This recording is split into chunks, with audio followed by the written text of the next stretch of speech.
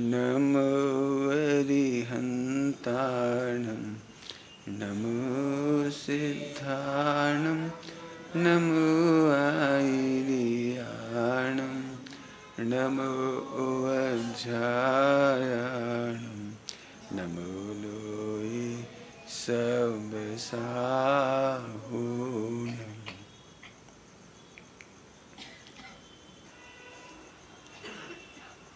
मंगलम भगवान वीरो मंगलम गौतमोगणि मंगलम कुंद कुंदायो जैन धर्मस्तु मंगलम सर्वमंगल मांगल्यम सर्वकल्याणकारकम प्रधानम सर्वधर्माणां जैनं जयतु शासनम्।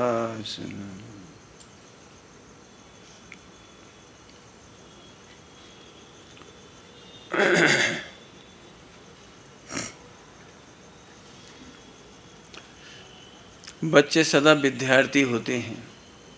जब भी विद्यार्थी के नाम आता है तो हमें लगता है जो किताब लेके बैठता है तो वो विद्यार्थी है, बैग लेके स्कूल जाता है तो विद्यार्थी है, जबकि ऐसा नहीं है।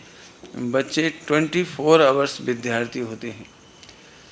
ये बात कहकर मुझे ये कहना है कि आप जैसे थूकते हो ना तो बच्चा वही भी सीखता है। आप जैसे खाते हो बच्चा वो सीखता है। बच्चा देखता है कि आप दोनों हाथों से रोटी तोड़ते तो बच्चा भी दोनों हाथों से रोटी तोड़ेगा। यदि आप एक हाथ से रोटी तोड़ेंगे तो बच्चा भी एक हाथ से रोटी तोड़ेगा। बच्चे एकदम कॉपी करते हैं।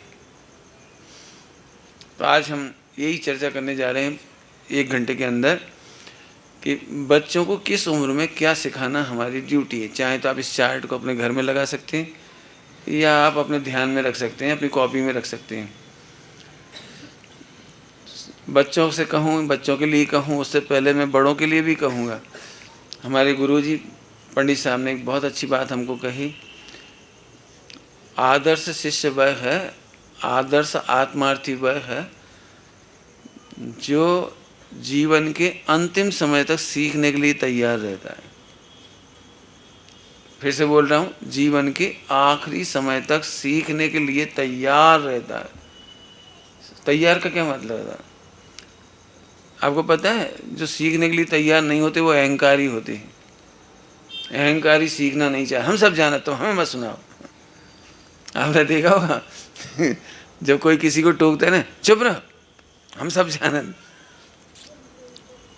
ये जो अहंकार आता है ना वो विद्यार्थी पने को नष्ट करता है।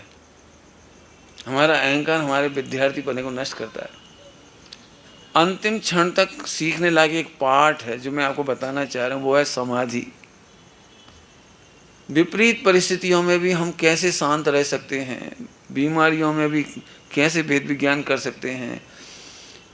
कोई हमें, हमारे पुत्र, हमारी बहुएं, हमारे समाज वाले, हमारे मित्र हमें सहयोग नहीं कर रहे हो समाधि में, उस समय भी हम कैसे निरपेक्ष रहें, ये सीखने लायक है। बात पहले से सीखो और अंतिम समय तक सीखते रहो। सीखने का यदि कोई गुणस्थान है तो 6ठे गुणस्थान तक सीखो। क्या बोल रहे हैं?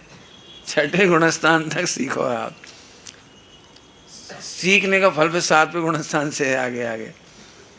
मैंने बुद्धि पूर्वक हमें सीखने के लिए तैयार रहना चाहिए। विद्यार्थी का लक्षण है वो अहंकारी ना हो, नम्र हो। आप जानते हो क्या, विद्या ददाति विनयम और विनयम ददाति पात्रता। विनयशील होना चाहिए, सीखने के लिए तैयार रहें। शिक्षक कौन होगा? शिक्षक कौन होगा? तो पूरी प्रकृति ही शिक्षक है। क्या कहा? पूरी प्रकृति ही शिक्षक है। समय सारजी नाटक में, छंद नंबर तो मुझे याद नहीं है, लेकिन उसमें एक छंद आया है और वो मैंने बानपुर की स्वाध्याय भवन के दरवाजे पे लिखा हुआ पढ़ा था। तो मैंने पंडित साहब से पूछा कि मुझे तो ये गलत लगता है जो लिखा हुआ है। उसकी पहली लाइन थी, जहाँ तहाँ जिन वाणी फैली ये शब्द मुझे अखर रहा, जिनवाणी का ऐसी हर कहीं फैली है। अरे जिनवाणी विराजमान है, आदरणीय है, पूज्य है, अच्छे से रखी है या विराजमान, ऐसे बोलो। जहाँ तहाँ जिनवाणी फैली, तो मुझे समझ में नहीं आई ये बात। समय सार नाटक में लिखा है। तो मैंने पंडित साहब से पूछा कि मुझे तो ये गलत लगता है। तो पंडित साहब बोली सच्ची बात तो है कि शास्त्र पढ़कर कोई वैरागी नहीं हुआ। जितनों को भी वैराग्य हुआ, ज्ञान हुआ, दीक्षा हुई, वो सब प्रकृति को देखकर हुई। तारा टूटता हुआ देखा और हनुमान जी को वैराग आ गया। नीलांजना का निधन देखा और वैराग आ गया। मल्लीनाथ भगवान का है, कौन का है वो, वृक्ष गिरा हुआ देखा था पिछले भाव में, वो वैराग आ गया। ओस बिंदु गलते हुए देखा चक्रवर्ती को, वैराग आ गया। देख लेना जिन जिन का, मैं ज़्यादा याददाश्त मेरी अच्छी नहीं है, लेकिन ऐसी घटनाएं देख करके वैराग आ जाता है।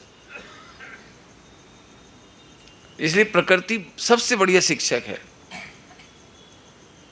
प्रकृति बहुत बढ़िया शिक्षक है। बस पढ़ने की स्टाइल हो तो जिनवाणी सर्वत्र मिल जाएगी, और पढ़ने की स्टाइल नहीं हो तो 11 अंग 9 पूर्व पढ़ करके भी मिथ्या दृष्टि का मिथ्या दृष्टि रह जाता है। आइए अपन बच्चों के प्रसंग में बात कर रहे हैं। मैं तो आप सबसे भी इसलिए कहा कि आप विद्यार्थी बने रहें और नम्र बने रहें। कोई सिखाता है तो आप जल्दी प्रतिकार नहीं करें। बहुत जल्दी गुस्सा आता है, क्रोध आ जाता है, जिसको अहंकार होता है वो सुनना ही नहीं चाहता।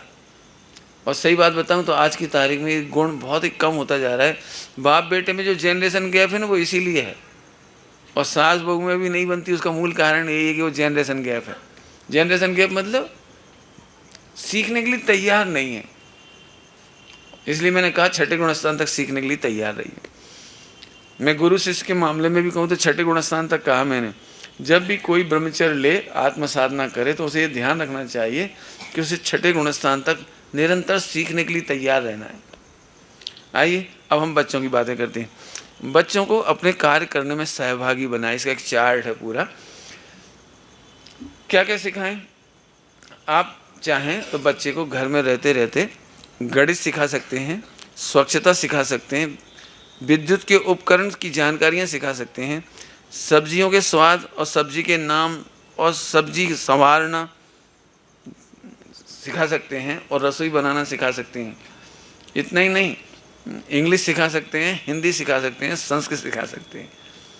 हो सकता है और भी बहुत सारी चीज़ें सिखा सकते हैं, हमारे कल्चरल बहुत सारी बातें सिखा सकते हैं। लेकिन यहाँ मैं केवल घरेलू काम की बात बता रहा हूँ। बाकी काम तो बच्चे, जैसे पानी छानेंगे आप तो बच्चा सीख जाएगा, जीवाणी करना आप करेंगे तो वो सीख जाएगा। आइए, मैंने अभी बहुत कम काम लिखे हैं इसमें, लेकिन आप इस चार्ट में बहुत सारे काम जोड़ लेना। बच्चा क्या क्या कर सकता है वो देख लेना आप। 4 से 6 साल तक के बच्चे की उम्र यदि है, 4 साल के बच्चे से लेकर के, तो इस उम्र में आप बच्चे को गणित कैसे सिखाएंगे और स्वच्छता कैसे सिखाएंगे उसकी मैं बात करता हूँ। जैसे मान चलिए अपने को बच्चों से पूछना है, बेटे 2 टमाटर लाओ। अब बच्चे 2 टमाटर ले आया। आपने देखा है बच्चे किताब का जो मैथमेटिक्स है ना, उसमें भले ही फेल हो जाए लेकिन पैसे काउंट करने में मतलब ये गणित कितनी जल्दी सीख जाते हैं बच्चे। नोट गिनना सीख जाते हैं, पैसा गिनना सीख जाते हैं। मेरे ग्रैंडफादर थे, मैं कक्षा 1 या 2 में पढ़ता हूँ, तो वो बाजार हाट करने जाते थे, हाट बाजार करने जाते थे, तो उसमें रेजगारी बहुत आती थी उस जमाने। तो रेजगारी वो पूरी ला करके ऐसे ज़मीन पे पटक देते थे। फिर अब हमसे कहते थे तुम 10-10 पैसा के 10-10 पैसे छांटो, 5-5 पैसे छांटो, उन्हें अलग अलग करो और 10-10 के 10 सिक्के इधर रखो, ढेरी बना बना के। तो गणित आ गया वो। 5-5 पैसे के 20 सिक्के इकट्ठे करो, 1-1 रुपए की बन जाएगी। इसको ऐसे करो। चवन्नी की 4-4 रखते जाओ, 8 अन्नी की 2-2 रखो। माने वो बचपन की बात याद आती है। आप बच्चों को खेल खेल में, बातों बातों में सारा गणित सिखा सकते हैं। अब एक काम करो, इस 10-10 पैसे के 10 सिक्के 1 रुपया। अब आजकल तो है नहीं 10 पैसे सिक्के, लेकिन मैं तो अपना पुराना हिसाब बता रहा हूँ। अब 20 पैसे छोटी बिन्नू को दे दो, कितने पैसे बचे अब बताओ गिन के बताओ। माने 4 से 6 साल के बच्चे को बड़े आराम से गणित आ जाएगा। उससे कहो 1 लौकी निकालो, 2 टमाटर निकालो, 8 भिंडी लो, गिनेगा वो 8 भिंडी। तो ऐसे करते करते बच्चे गणित सीख जाते हैं। स्वच्छता के मामले में उसको सबसे पहले रुमाल धोना सिखा देना चाहिए। रुमाल सरल चीज़ है, छोटा सा है आइटम, और बच्चा इतना खुश होता है। और फिर उसकी तारीफ़ करो। एक बात जरूर ध्यान रखो कि तारीफ़ बहुत करो बच्चे, इतना बढ़िया रुमाल धोया, इसके पापा तो आश्चर्यचकित हो गई, किसने धोया इतना बढ़िया, इतना अच्छा तो मैं भी नहीं धो सकते। तो बच्चा इतना खुश होता है, फिर प्राउडली मोहल्ले में बताता है, मेरी मम्मी कहती है, मम्मी तक नहीं धो पाती, मैं इतना बढ़िया धोता हूँ। इससे वो दूसरा काम करने के लिए तैयार हो जाता है। बच्चों को प्रशंसा करने की आप फीस चुकाते जाइए और काम कराते जाइए। आप देखिए, मुझे मालूम है आप झाड़ू बहुत अच्छा लगाते हो, इतना अच्छा वो नहीं लगा तो आप जरूर लगाते हो, और झटपट लगाने के लिए तैयार हो जाएगा। काम सिखाते जाइए।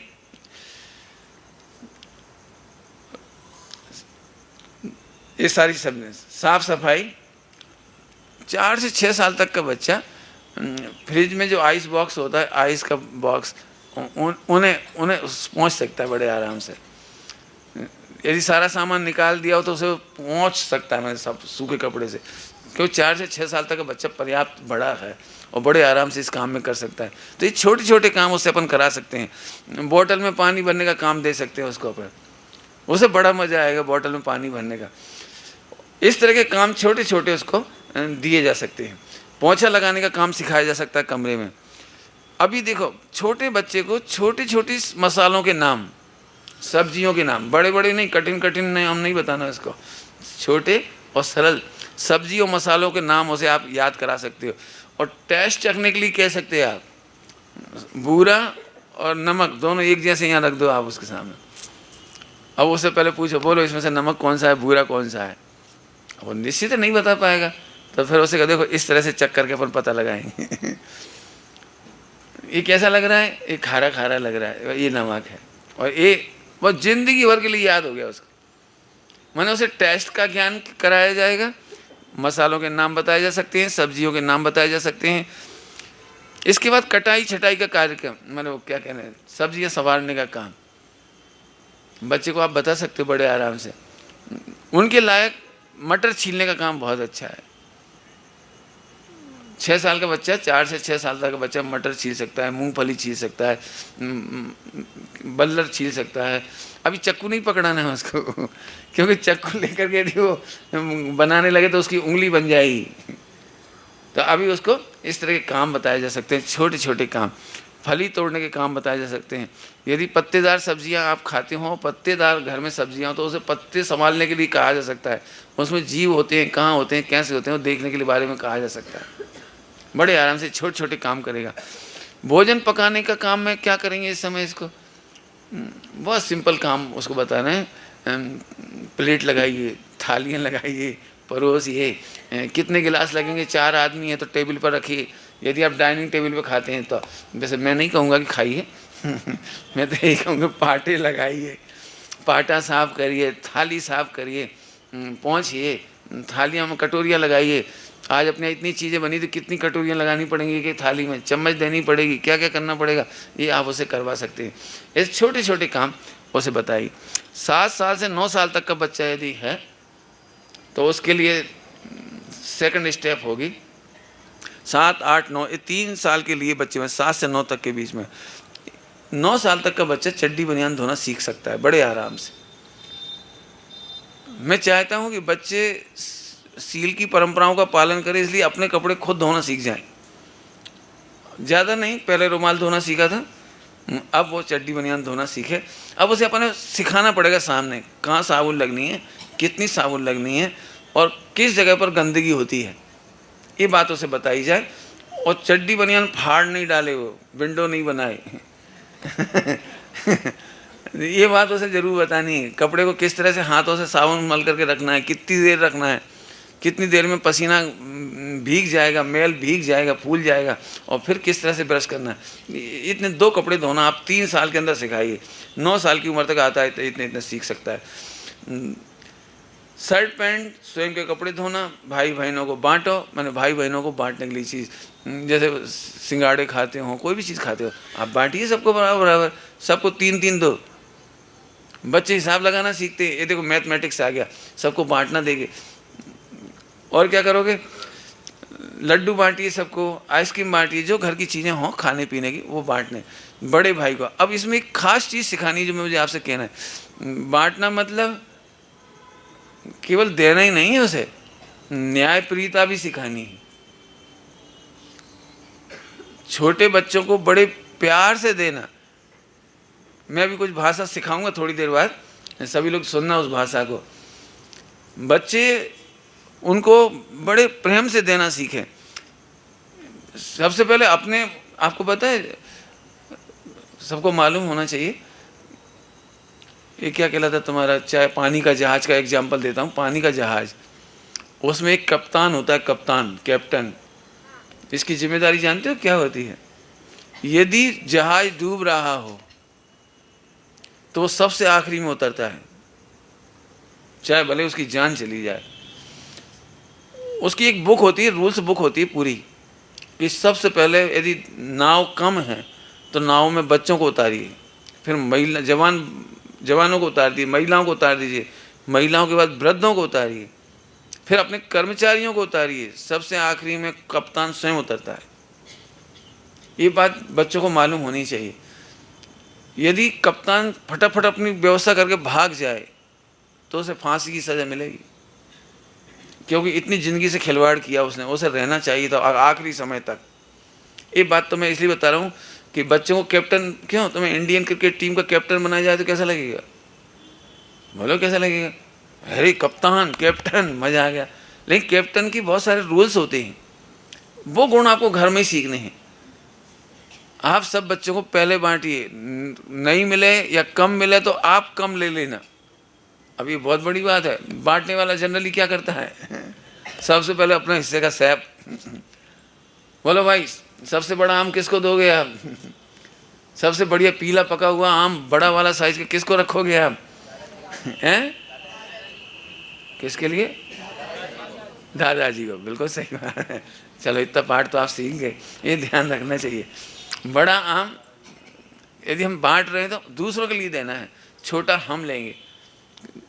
अच्छी चीज़ दूसरों को देंगे यदि हम बांट रहे हैं तो। ये छोटा सा गुण नहीं है, बहुत बड़ा गुण है। जनरली मैं आपको एग्जांपल देके बताऊं, घरों में कहो 25 पैसे के डिफरेंस के लिए तलाक हो जाते हैं, झगड़े हो जाते हैं, सास बहू में तनाव हो जाता है, पति पत्नी में तनाव हो जाता है। क्यों? कि बच्चे समझते हैं सब। बहू ने आम में से, अमरूद में से सबसे बड़ा अमरूद या सबसे अच्छा अमरूद अपने लिए खा लिया निकाल करके, तो जेठानी का बच्चा देख रहा है, वो आंखों से पूरी वीडियो बना रहा है। और मम्मी से कहता है, मम्मी चाची बहुत खराब है। बोले क्यों?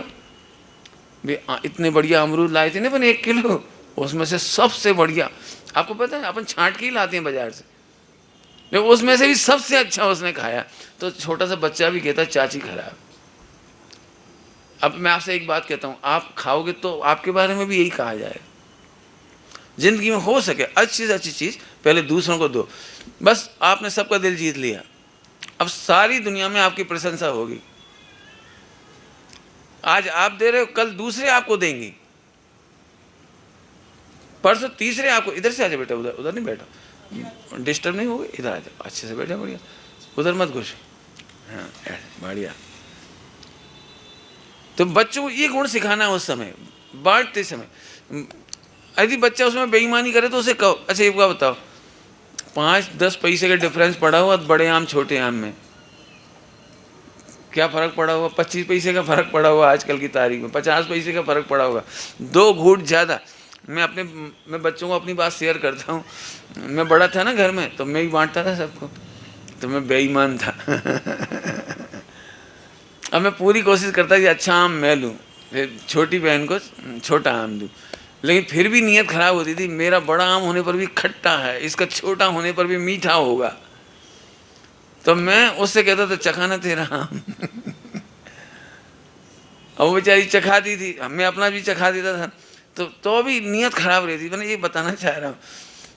फिर मैंने आम खाया, उसने भी आम खाया, दोनों ने खाया, उसका भी छिलका उसने उतारा, मैंने भी उतारा, दोनों ने चूसा। बाद में मैं ठगा गया, क्योंकि मेरे आम में बड़ा गुठली निकल गई, उसके आम में बहुत छोटी गुठली थी।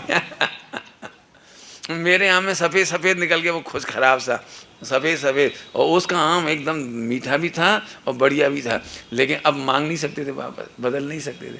मैंने ये देखा कि बेईमानी का फल धोखा है, अपन तो धोखा खा जाते। इसीलिए वो एक गीत लिखा है मैंने बच्चों के लिए, सुना ही होगा बच्चों ने, मेरा लड्डू छोटा भाई, बड़ा मिले तो खाऊं भाई। मैंने कभी नहीं करना, मैंने बहुत सोचा 10-25 पैसे के पीछे क्या फर्क पड़ने वाला है, लेकिन हमेशा अच्छी चीज़ दूसरों को देने की कोशिश करो, आप जिंदगी में कभी दुखी नहीं होगे। आए आगे चले। उपकरणों का प्रयोग सामने बैठ करके बताएं। इलेक्ट्रिक उपकरण जो भी हों उस उम्र में 7 वर्ष से 9 वर्ष की उम्र में, मान लो मिक्सी चलाना है, उसमें धना पीसना है। अब धना पीसना थोड़ा सरल काम है, और क्या कहलाता है हल्दी पीसना थोड़ा कठिन काम है। बच्चे को हल्दी बस पिसवाओ, आओ से धना पिसवाओ, क्योंकि वो ऊपर से हाथ रखेगा, बटन दबा देगा, धना पिस जाएगा। अब नमक वमक पिसवाओगे उसे बम विस्फोट जैसी आवाज़ आएगी, हल्दी धड़ धड़ धड़ बोलेगी, बच्चा बेचारा घबरा भी सकता है, कुछ हो सकता है। मेरा मतलब है उससे सरल काम कराने में मिक्सी का प्रयोग सामने बैठ करके बता दें। छोटे छोटे और प्रयोग हैं, लेकिन इलेक्ट्रिक में पानी की रॉड उससे नहीं करवाएगी। मैं नहीं, अभी 9 वर्ष की उम्र तक बच्चों को पानी की रॉड लगाने के लिए नहीं कहना चाहता। इलेक्ट्रिक ऐसी चीज़ें नहीं, लेकिन जो सेफ हैं आइटम उनका प्रयोग उन्हें आप सिखा सकते हो। क्या कहलाता है वो, आप जो भी यूज करते हो, क्या होते हैं आजकल नाम भी याद नहीं रहते, कुछ होते हैं ओवन जैसा कुछ आता है इलेक्ट्रिक का, कुछ माइक्रोवेव माइक्रो ओवन ऐसा कुछ है ऐसा। अब यदि सेफ होता हो तो इसमें कोई चीज़ रखना हो, निकालना हो, बंद करना है, चालू करना है, वो आप करा सकते हैं। मेरे ख्याल से ये आजकल कोई स्टोव आ गया, क्या कहलाता है वो, इंडक्शन क्या है, जो भी भैया, तो इंडक्शन, ये मेरे ख्याल से थोड़ा सेफ है, इसे आप करवा सकते हो, सिखा सकते हो। एक बात ध्यान रखो, बच्चे इसमें बड़े खुश होते हैं, बच्चे अपना दिमाग लगा के बहुत खुश होते हैं, बेटे इससे ऐसा करना है, इससे ऑफ करना है, ऑन करना है, बच्चे खुश होते हैं। मैंने बच्चों को आप सिखाइए। इससे मैं एक बात बताना चाह रहा हूँ, ये चार्ट का प्रयोग जरूर करिए घरों में बच्चों के साथ। यदि बच्चा अकेला भी है तो मम्मी अपने साथ रखे उसे। जनरली ये होता है कि अकेला बच्चा घर में 2-4 घंटे मोबाइल से वीडियो गेम खेलता रहता है, या तो वो टीवी देखता रहता है, या वीडियो गेम खेलता है, या कार्टून देखता है, और फिर उसकी पूरी ज़िंदगी कार्टून बनने में निकल जाती है। मैं चाहता हूँ बच्चों को ऐसे छोटे छोटे काम, आप, मैंने तो कम बताए, मैं काम आप और लिस्ट पढ़ा सकते हो। छोटे छोटे बच्चों को अपने साथ रखिए, उनकी तारीफ करते रहिए, उनसे बातें करते रहिए, उनकी स्कूल की बातें पूछिए, उनकी फ्रेंड की बातें पूछिए। बच्चा सत्य बोलना सीख जाएगा, वो बता सकता है। जैसे हमारे यहाँ बच्चे हॉस्टल में आते थे तो उनका इंटरव्यू लेना पड़ता था, तो हम किसके भरोसे छोड़े इंटरव्यू, तो वो काम मैं ही करता था। रिटर्न परीक्षा था तो वो ले लेते थे वो टेस्ट, लेकिन ओरल में ही लेता था। तो मैं बच्चे से बहुत प्रेम से पूछा, वो बच्चा कमज़ोर होता था, फेल हो जाता था, या कमज़ोर कम पास होके आता था, कम नंबरों से, अच्छे नंबरों से भी आता था तो कोई फ़र्क नहीं पड़ता उससे, लेकिन वो आया। तो मैं उससे पूछता था, तो हमेशा उसके सामने पहला बात यही बोलता था, बच्चा बहुत इंटेलिजेंट है, लेकिन स्कूल अच्छा नहीं था, माहौल अच्छा नहीं था, बच्चा बहुत इंटेलिजेंट। तो बच्चा इतना खुश हो जाता है पहली बात में सुन करके। फिर हम दूसरी बात बच्चे से पूछते थे कि आप तो बहुत अच्छे हैं, तो मैं ये नहीं पूछता था आप गाली देते हो कि नहीं देते हो, ये नहीं पूछता था, आप तो बहुत अच्छे हो, आपके फ्रेंड कितने थे क्लास में, तो फिर वो कहता सब, अपन समझ गए सब में ख़राब भी हैं। फिर उनमें अच्छे बच्चे कितने थे और ख़राब बच्चे कितने थे, तो बोले 5 बच्चे बहुत अच्छे थे। मैंने अच्छे क्या थे, गोरे गोरे थे? कि नहीं पंडित जी वो होमवर्क करते थे। अब अपन समझ गए 5, ये बच्चा समझता कि अच्छा क्या होता है। 5 बच्चे होमवर्क करते थे, टीचर उनको लाइक करते थे, बहुत इंटेलिजेंट थे, फर्स्ट पास होते थे।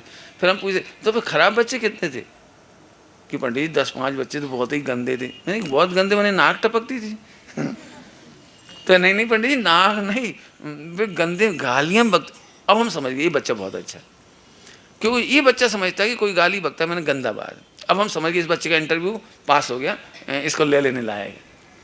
मैंने बात ही बातों में पूछते थे उससे सारी बात, तो फिर तुम किन के साथ खेलते थे, फिर वो गाली बकते थे तो तुम भी देते होगे कभी कभी, तो फिर तुम्हारे मुँह से निकल तो जाती हो, देते नहीं होगे मतलब। हाँ पंडित जी कभी कभी निकल जाती थी। तो ऐसे धीरे धीरे करके उनकी जड़ में पहुँच जाते थे। फिर हम समझ जाते हैं बच्चा सत्यवादी है, झूठ नहीं बोल रहा है, ये बिल्कुल अच्छी बात है, तो उस बच्चे का हम एडमिशन कर लेते। अभी हम बच्चों को भी ध्यान रखना है अपने को कि बच्चों को सत्य बोलने की आदत ऐसे डाली जा सकती है कि उनसे बातें करिए। मैं एक बहुत दुख की बात कहना चाह रहा हूँ, मैंने आज की तारीख में मम्मी टीवी में बिजी हो जाए या रोटी बनाने में बिजी हो जाए या अपने काम से काम में लग जाए, तो ये बहुत बड़ा शोषण है बच्चों के साथ। मैंने आप ये समझिए आप बच्चे से डिस्कनेक्ट हैं। मेरा बस चले ना, मैं बच्चे को 1 मिनट फ्री ना छोड़ूं, संग बिठाए रहूं, बातें करता रहूं, खेलता रहूं, हंसता रहूं, बोलता रहूं, उनसे पूछता रहूं तुम्हारे स्कूल में क्या हुआ, तुम्हारी मैडम कौन सी अच्छी हैं, क्या पढ़ाया था, क्या बताया था, उनसे पूछते रहो। वो बच्चा अपने आप बता देगा सारी गड़बड़। और ये बच्चे को सत्य बोलने की आदत उसे 14-16 साल में बहुत काम आएगी। 14-16 साल में भी वो बच्चा बिल्कुल बता देगा। बच्ची बता देगी मम्मी फला लड़की बहुत ख़राब है, हमारी लड़कों से बातें करती है, फ़ोन पे बातें करती है, फला करती है, वो अपने आप आके बता देगी।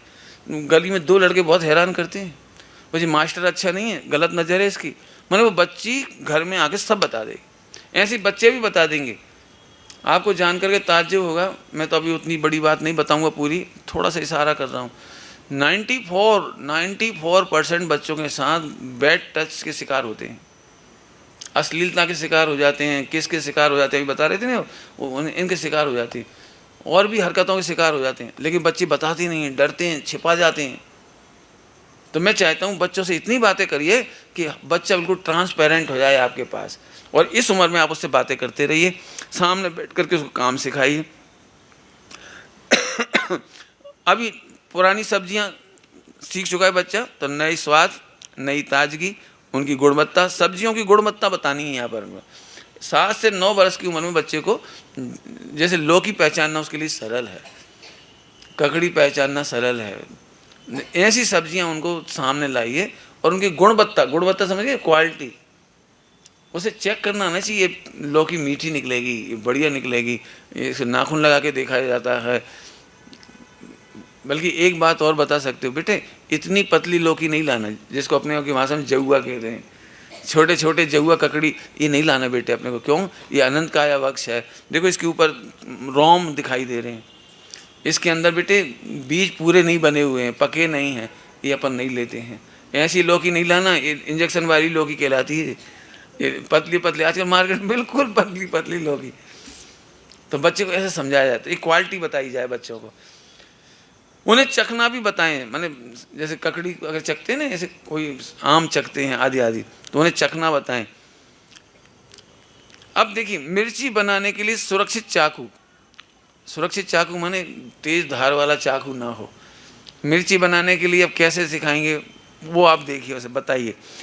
चाकू, कैंची, सरौता, हसिया, ये चीज़ सुरक्षित हैं, मोटे मोटे आइटम हैं, आप इन्हें सिखा सकते हैं। कैसे सिखाएंगे? इस सामने करके सिखाइए। यदि बच्चा अकेले भी इन सामान का प्रयोग करेगा तो हाथ काट सकता है, तो इन सामग्रियों का प्रयोग करना सिखाइए। चाकू, सुरक्षित चाकू, कैंची, सरौता, हसिया।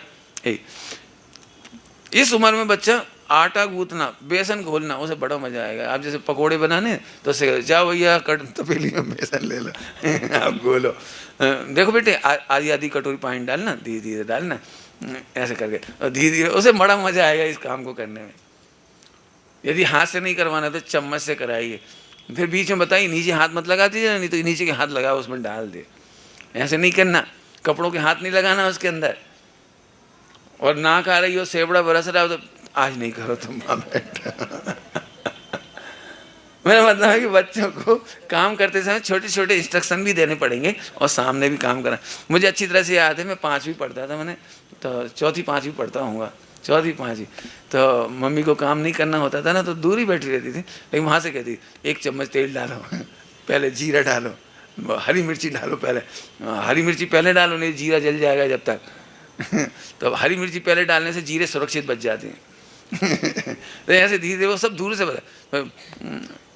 सब्जियां बनाना सिखाया मैंने धीरे धीरे। फिर मम्मी मेरे को छोड़ के, मैं तब पता नहीं 3री-4थी पढ़ रहा हूँ मुश्किल से, और मेरी मम्मी छोड़ के 1.5 महीने की तीर्थ यात्रा पे चली गई, और मेरी छोटी बहन मेरे साथ, हम 2 जने घर में। अब घर में हम रसोई बना रहे, उस जमाने में गैस चूल्हा नहीं था, हाँ गैस चूल्हा नहीं था। हम दोनों भाई बहन 1.5 महीने अकेले रहे, लकड़ी जलाना पड़ती थी मट्टी के चूल्हे में। अब पहली बार जिंदगी में मैंने अरहर की दाल बनाई और डेगची होती थी, डेगची अब उसका पानी उफन जाए, वो आग बुझा दे अब वो समझ में ही नहीं आया, कितना ही पानी डालो उफन जाए वो। फिर मैंने नानी के घर जाके पूछा 1.5-2 किलोमीटर दूर कि हमारी दाल जल जाती है, बन ही नहीं रही, करें क्या? फिर उनने बताया कि उसके ऊपर पानी रख करके एक कटोरा रख दिया करो तो फिर दाल नहीं ढुलेगी। मैंने ऐसे एक आइटम सीखा। सिस्टर को तैयार करना, उसकी चोटी बनाना, उसको पाठशाला भेजना, सारे काम छोटी उम्र से ही करे मैंने। लेकिन ये सारे काम आ गए उसमें। 1.5 महीना रहना, मैंने रोटी भी बनाना था, काम भी करना था, कपड़े भी धोना था, घर में झाड़ू भी लगानी थी। मैंने इंडिपेंडेंट। मेरे पिताजी ने कक्षा 5वीं के बाद, 5वीं तो छोड़ो, उन्होंने कक्षा 1 में ही भर्ती कराने गए होंगे, इसके बाद कभी नहीं गए कक्षा 6 में जब मेरा एडमिशन होना था ना, तो मैंने कहा पिताजी एडमिशन कराने चलो। सो बोले एडमिशन में होता क्या है तुम जाओ एडमिशन का फार्म ले आना। 5 पैसे में एडमिशन का फार्म ले आए। अब हमने उन्हें पकड़ा दिया, भरो। तब बोले हम क्या भरें, देखो वहाँ पढ़ के, उसमें लिखा छात्र का नाम, अपना नाम लिखो, पिता का नाम में हमारा नाम लिखो। अब उन्होंने 6ठी का फार्म तक नहीं भरा हमने भरा फिर उसको। फिर कहले नहीं आ रहा है तो वहाँ जाके पूछना और क्या करना है। मैंने कुल मिला के 6ठी कक्षा से उन्होंने मुझे इंडिपेंडेंट कर दिया। मुझे अच्छी तरह से याद है, मेरे पिताजी, फिर मैं बहुत छोटा ही था जब 8वीं 9वीं पढ़ रहा हूँ, तो उन्होंने बैंक का काम सिखाने के लिए मेरे को, उस समय साइकिल नहीं थी हमारे पास, 2 किलोमीटर 1.5 किलोमीटर 3 राउंड लगवाए, मम्मी के साइन करा के ले गए। अब कि इसमें पुष्पाबाई लिखा है तो पुष्पा अकेला लिखा है तो पूरा लिखा, फिर पुष्पाबाई लाए। तो पहले नहीं बताया कि पुष्पाबाई लिखना है, वो सिग्नेचर बताते नहीं है। 3 बार राउंड लगाए, पुष्पा देवी लिख दिया उन्होंने तो कहीं पुष्पाबाई कर दिया। तो 3 बार फार्म भरे, 3 बार आए गए। लेकिन जब रुपए निकाल के लाए तो बड़ी खुशी हुई, काम आ गया मैंने बैंकिंग का काम, पोस्ट ऑफिस का काम। एक बार प्रेस बिगड़ गई, प्रेस, तो हमने घर से लाकर तो दुकान पिताजी को दे दी, सुधरवा दे। सुधरवाने क्या है, 2 बटन है, खोलो। हमने 2 बटन खोल दिए। अब इसमें है क्या, एक एम्पलीफायर होता है उसके अंदर। सो कहला निकालो इसमें से, निकाल दिया। सो कहले जाओ बाजार में से ले आओ। 1 रुपया का वो ले आए, लगा दो वहाँ और 2 ही बटन कस दो, छुट्टी। तो उन्होंने खुद ने नहीं करा, मुझे वो पूरा काम। इलेक्ट्रिक की जो दीपावली की लाइट आती थी ना, झालर वालर, कैसे लगाओगे तुम जाना। अब एक बल्ब फ्यूज हो गया तो वो जले ही नहीं। अब पिताजी के तुम ही चेक करो टेस्टर से, सब में टेस्ट करो। मैंने कुल मिला करके सारा काम में इंडिपेंडेंट कर दिया मैंने। और इस चीज़ आनी चाहिए सब चीज़, भले छोटे छोटे काम होते हैं लेकिन सब सीखने चाहिए। समझ गए होंगे, सारे काम आपको सीखने हैं।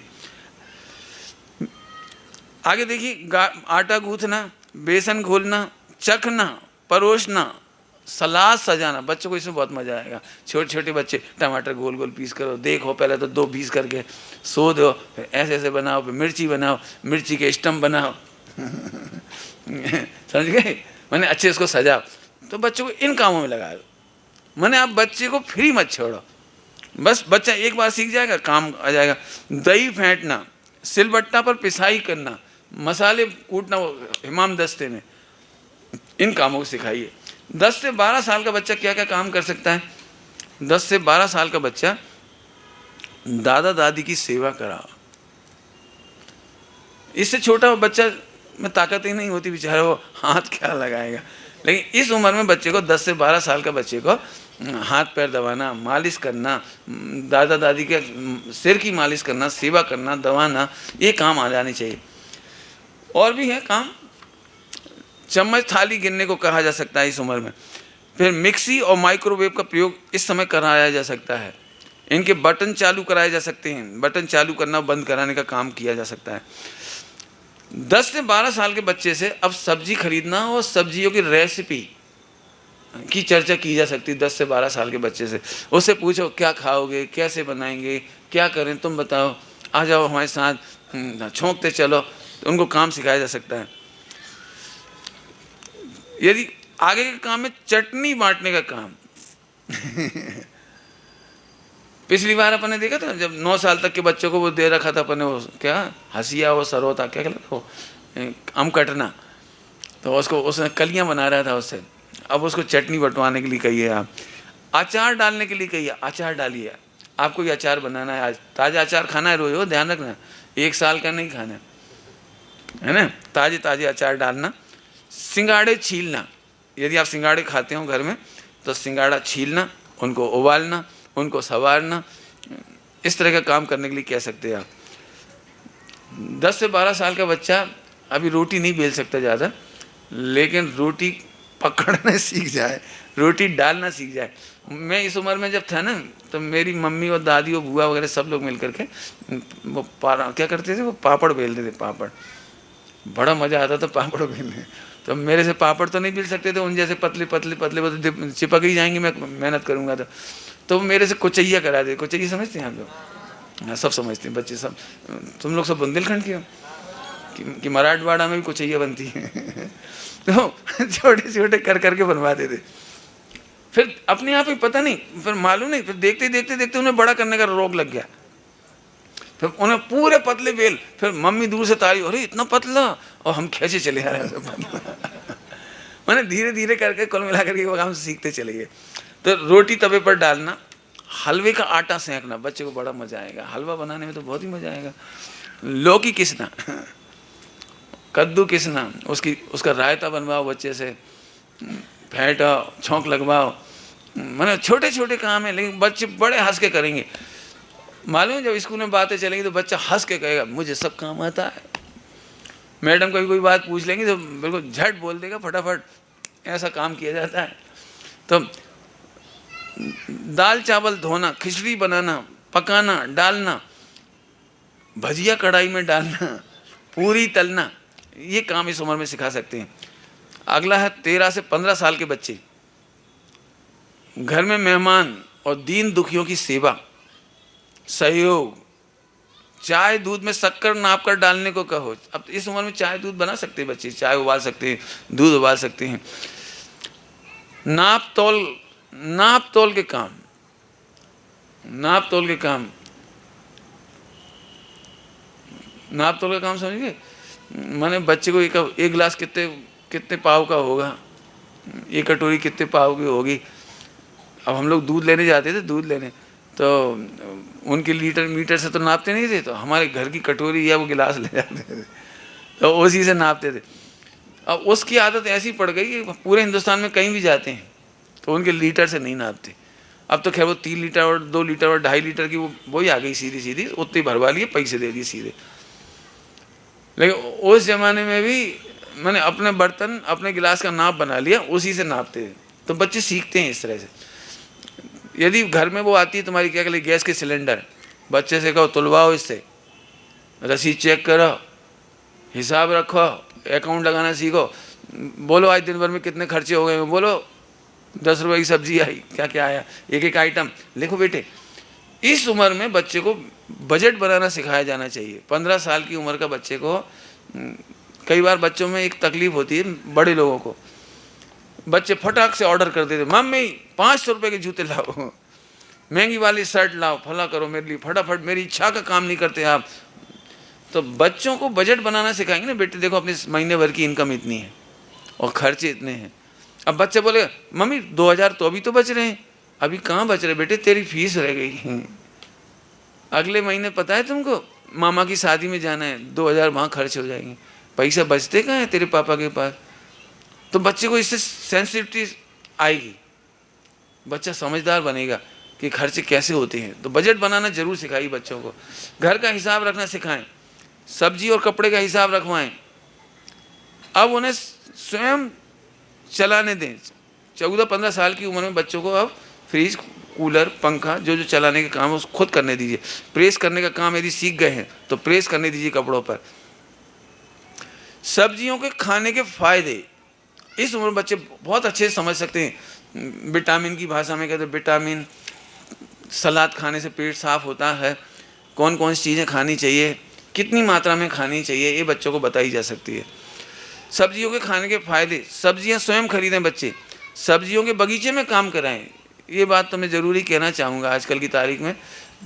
यदि आपके पास छत पर मट्टी डलवा लें आप फालतू जगह में, या आपके पास क्या कहते हैं आजकल गार्डन, किचन गार्डन, साइड में जगह हो, खिड़कियों के पास जगह हो, तो वहाँ बच्चों को काम दे दीजिए आप। अभी मैं इस बच्चे से बात कर रहा था, ऋषभ से। मैंने ऋषभ से कहा कि तुम क्या करते हो, क्या खेलते हो? तो बहुत बढ़िया गेम बताया, ऐसे मुझे बहुत अच्छा लगा। ऋषभ तुम बताओगे? मैं ही बताऊँगा। कौन सा गेम खेलते तुम घर की छत पर? इस श्योपुर में घर की छत पर इसने मिट्टी डाल रखी है, वहाँ खेती बाड़ी करता है उसमें बीज डालना, कौन कौन से मिर्ची के, धना के, जो जो उनमें खेती बाड़ी, उसमें पानी डालना। मैंने बच्चा गली में नहीं खेलता जी, मोहल्ले में नहीं खेलता, अपने घर पे अपने भाई बहनों के साथ वहीं खेलना। तो मुझे एक, मैंने कहा तुम खेलते क्या हो? तो बोले हम मट्टी के गेम खेलते हैं। मुझे बहुत अच्छा लगा। मैंने बच्चों के लिए बहुत अच्छी चीज़, बच्चों को काम सिखाएं अपन, खाद डालना, पानी डालना, देखना, रक्षा करना। आपको कई बार ऐसा भी लग सकता है कि ये कैसा काम बता रहे हो आप, लेकिन यदि आप लोगों ने कोई सीरियल देखे हों और बच्चों का जीवन देखा हो, तो बच्चों में पैसेंस डेवलप करने के लिए काम बहुत अच्छे। आपको पता है, अपन जब पहली बार गुठली ज़मीन में डालते थे, फिर भूल ही जाते थे लेकिन जब इतना सा पेड़ निकलता था तब बड़ी खुशी होती, अरे यहाँ तो हमने गुठली डाली थी। बच्चों को पैसेंस आता है, एकदम नहीं आएगा सब सामान, धीरे धीरे मिर्ची आएगी, बच्चे इतने खुश होते। बच्चों को इतना अपना तो होता है, मिर्ची का पेड़ हमने लगाया है, इतनी सी मिर्ची आ गई, मम्मी फूल आ गया। एक एक मिर्ची उसकी जान बन जाती है। जब धना आता है ना, धने का दाना, धना आता है, पत्ती तो आ ही जाती, पत्ती के बाद धना आता है। आप सही बताना, आपने पैदा किया वो धना खाने में कैसा मजा आता है। माने बच्चों को छोटे छोटे काम बड़े आसानी से कराए जा सकते हैं, जो आसानी से घर के आंगन में लग सकते हैं, वो जरूर करें। आगे मिर्ची, शिमला मिर्ची, भिंडी, तुरई, गिलकी, फलीदार सब्जियां आदि, इनकी आइडेंटिटी सिखाएं।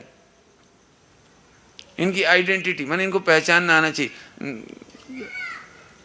कई बार लोग तोरई को गिलकी और गिलकी को तोरई बोल देती हैं। दोनों का डिफरेंस पता होना चाहिए और दोनों के गुण भी पता होना चाहिए। गुणों के मामले में तो मम्मी पापा सबको सीखना चाहिए कि इन सब्जियों में गुण कौन से होते हैं। जैसे अपन हल्दी यूज करते हैं, लेकिन हल्दी दी बेस्ट कैंसर निरोधक है, दी बेस्ट एंटीऑक्सीडेंट क्या कहलाती है, बहुत बढ़िया चीज़ है, लेकिन हम जानते नहीं उसके गुण। अजवाइन हम खाते जरूर, लेकिन हमें पता ही नहीं कि अजवाइन के गुण क्या हैं। हो सके तो एक सामान्य सी पुस्तक आती है बहुत अच्छी, भोजन और मसालों से चिकित्सा, आहार ही औषधि है, इस नाम से एक पुस्तक आती है। इन चीज़ों को अपन पढ़ते रहें और समय समय पर बच्चों को बताते रहें। और यदि न्यूज़पेपर आता हो तो अखबारों में हर सप्ताह स्वास्थ्य का एक पन्ना आता है, आप स्वयं पढ़ें, बच्चों से पढ़वाएं। छोटी छोटी चीज़ बच्चे सीख जाएंगे, उसकी चर्चा पर अलग से करेंगे। स्वतंत्रता से कोई चीज़ तैयार करना, अब इस समय में बच्चे को इतना तैयार हो जाना चाहिए, उससे क्या खिचड़ी बनाओ, तो इस उम्र में बच्चा खिचड़ी स्वतंत्रता से बना ले। पहले आपने सामने बनवाई है, भजिया बनाना बहुत सरल है, हलवा बनाना बहुत सरल है, अब तक बच्चा तैयार हो गया होगा। बच्चे से कहो आपको ही तैयार करना है, बस खत्म। आए समझ में आए? देखो बच्चों को छोटे छोटे काम नहीं आते, छोटे छोटे काम। अभी हम ब्रह्मचारी भाई लोग थे, तो मैंने कहा लौकी की खीर बना लो, तो लौकी किस ली और सीधे दूध में डाल दी। अब 3 लीटर दूध आई। तो मैं तो इसलिए प्रैक्टिकल बता रहा हूँ कि अभी सम्मित शिखर जी की घटना है, तो हमने कहा खीर बना लेना, लौकी तो आई गई, तो लौकी किस भी ली, यहाँ तक तो ठीक, लौकी किसने साथ साथ उंगली भी किस ली